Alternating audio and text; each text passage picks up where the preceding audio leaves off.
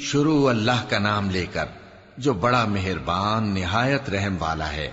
سب تعریف اللہ ہی کے لیے ہے جو سب چیزوں کا مالک ہے، یعنی وہ کہ جو کچھ آسمانوں میں ہے اور جو کچھ زمین میں ہے سب اسی کا ہے، اور آخرت میں بھی اسی کی تعریف ہے، اور وہ حکمت والا ہے، خبردار ہے۔ جو کچھ زمین میں داخل ہوتا ہے اور جو اس میں سے نکلتا ہے، اور جو آسمان سے اترتا ہے اور جو اس پر چڑھتا ہے، سب اس کو معلوم ہے، اور وہ مہربان ہے، بخشنے والا ہے۔ اور کافر کہتے ہیں کہ قیامت کی گھڑی ہم پر نہیں آئے گی۔ کہہ دو کیوں نہیں آئے گی؟ میرے پروردگار کی قسم وہ تم پر ضرور آ کر رہے گی۔ وہ پروردگار غیب کا جاننے والا ہے، ذرہ بھر چیز بھی اس سے پوشیدہ نہیں، نہ آسمانوں میں اور نہ زمین میں، اور کوئی چیز ذرے سے بھی چھوٹی یا بڑی نہیں مگر کتاب روشن میں لکھی ہوئی ہے، اس لیے کہ جو لوگ ایمان لائے اور عمل نیک کرتے رہے ان کو بدلہ دے۔ یہی ہیں جن کے لیے بخشش اور عزت کی روزی ہے، اور جنہوں نے ہماری آیتوں کے بارے میں ہمیں ہرانے کی کوشش کی ان کے لیے سخت درد دینے والے عذاب کی سزا ہے۔ اور جن لوگوں کو علم دیا گیا ہے وہ جانتے ہیں کہ جو قرآن تمہارے پروردگار کی طرف سے تم پر نازل ہوا ہے وہ یقیناً حق ہے، اور اس اللہ کا رستہ بتاتا ہے جو غالب ہے، قابل تعریف ہے۔ اور کافر کہتے ہیں کہ بھلا ہم تمہیں ایسا آدمی بتائیں جو تمہیں خبر دیتا ہے کہ جب تم مر کر بالکل ریزہ ریزہ ہو جاؤ گے تو تم نئے سرے سے پیدا ہوگے؟ یا تو اس نے اللہ پر جھوٹ باندھ لیا ہے یا اسے جنون ہے۔ بات یہ ہے کہ جو لوگ آخرت پر ایمان نہیں رکھتے وہ آفت اور پرلے درجے کی گمراہی میں پڑے ہیں۔ کیا انہوں نے اس کو نہیں دیکھا جو ان کے آگے اور پیچھے ہے، یعنی آسمان اور زمین؟ اگر ہم چاہیں تو ان کو زمین میں دھسا دیں یا ان پر آسمان کے ٹکڑے گرا دیں، اس میں ہر بندے کے لیے جو رجوع کرنے والا ہے ایک نشانی ہے۔ اور ہم نے داؤد کو اپنی طرف سے برتری بخشی تھی اور کہا تھا اے پہاڑوں ان کے ساتھ تسبیح کرو، اور پرندوں کو ان کا مسخر کر دیا، اور ان کے لیے ہم نے لوہے کو نرم کر دیا کہ کشادہ زرہیں بناؤ اور کڑیوں کو اندازے سے جوڑو، اور نیک عمل کرو،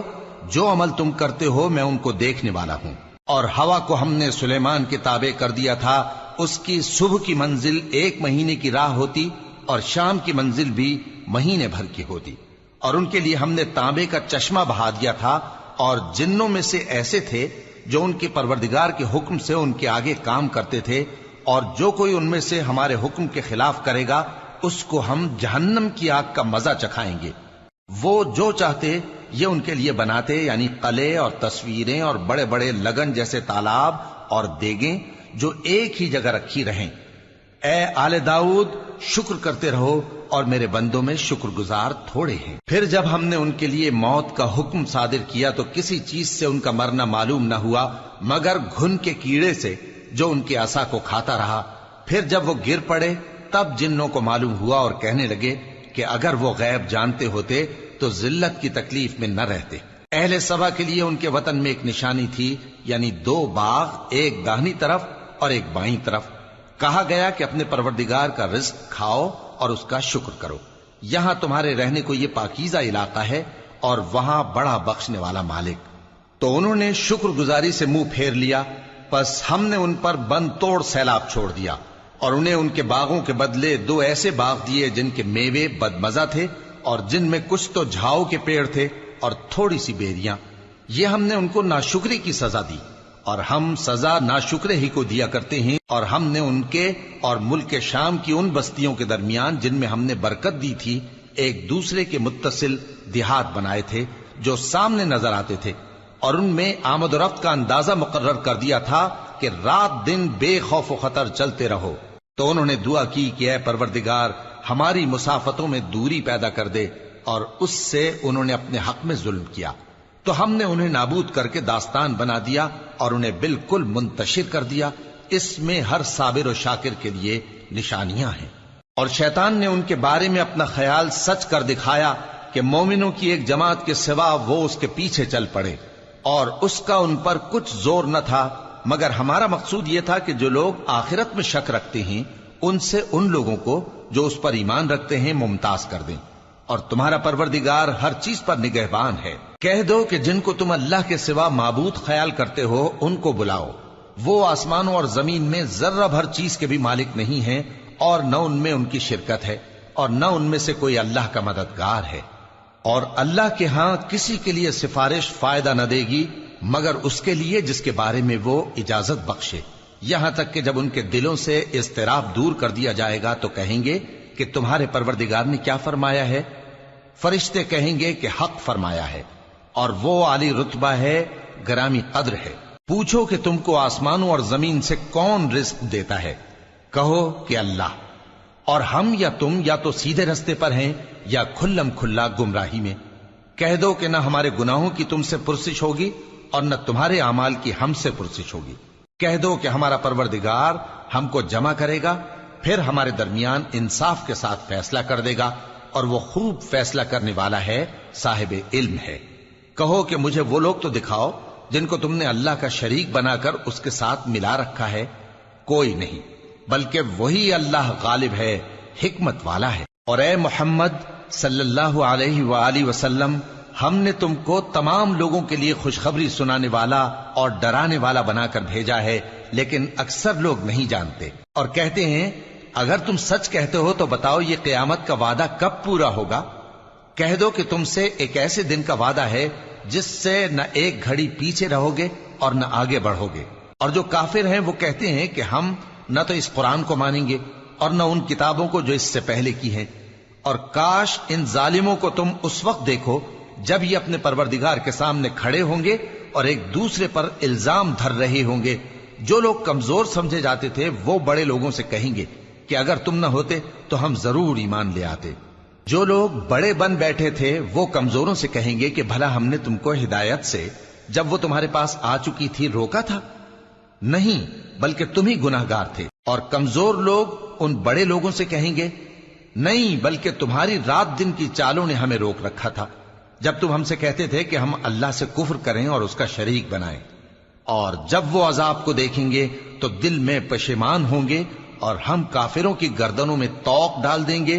بس جو اعمال وہ کرتے تھے انہی کا ان کو بدلہ ملے گا۔ اور ہم نے جس بستی میں بھی کوئی ڈرانے والا بھیجا تو وہاں کے خوشحال لوگوں نے یہ ضرور کہا کہ تم لوگ جو چیز دے کر بھیجے گئے ہو ہم اس کو نہیں ماننے کے، اور یہ بھی کہنے لگے کہ ہم بہت سا مال اور اولاد رکھتے ہیں اور ہم کو عذاب نہیں ہوگا۔ کہہ دو کہ میرا رب جس کے لیے چاہتا ہے روزی فراخ کر دیتا ہے اور جس کے لیے چاہتا ہے تنگ کر دیتا ہے، لیکن اکثر لوگ نہیں جانتے۔ اور تمہارے مال اور اولاد ایسی چیز نہیں کہ تم کو ہم سے قریب کر دیں، ہاں ہمارا مقرب وہ ہے جو ایمان لایا اور عمل نیک کرتا رہا۔ ایسے ہی لوگوں کو ان کے اعمال کے سبب دگنا بدلہ ملے گا اور وہ امن و چین سے بلند و بالا عمارتوں میں رہیں گے۔ جو لوگ ہماری آیتوں کے سلسلے میں ہمیں ہرانے کی کوشش کرتے ہیں وہ گرفتار عذاب کیے جائیں گے۔ کہہ دو کہ میرا پروردگار اپنے بندوں میں سے جس کے لیے چاہتا ہے روزی فراخ کر دیتا ہے اور جس کے لیے چاہتا ہے تنگ کر دیتا ہے، اور تم جو چیز خرچ کرو گے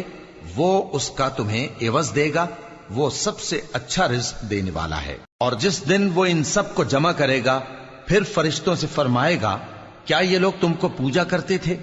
وہ کہیں گے تو پاک ہے، تو ہی ہمارا دوست ہے، نہ کہ یہ، بلکہ یہ جنات کو پوجا کرتے تھے اور اکثر انہی کو مانتے تھے۔ تو آج تم میں سے کوئی کسی کو نفع اور نقصان پہنچانے کا اختیار نہیں رکھتا، اور ہم ظالموں سے کہیں گے کہ اب دوزخ کے عذاب کا جس کو تم جھوٹ سمجھتے تھے مزہ چکھو۔ اور جب ان کو ہماری روشن آیتیں پڑھ کر سنائی جاتی ہیں تو کہتے ہیں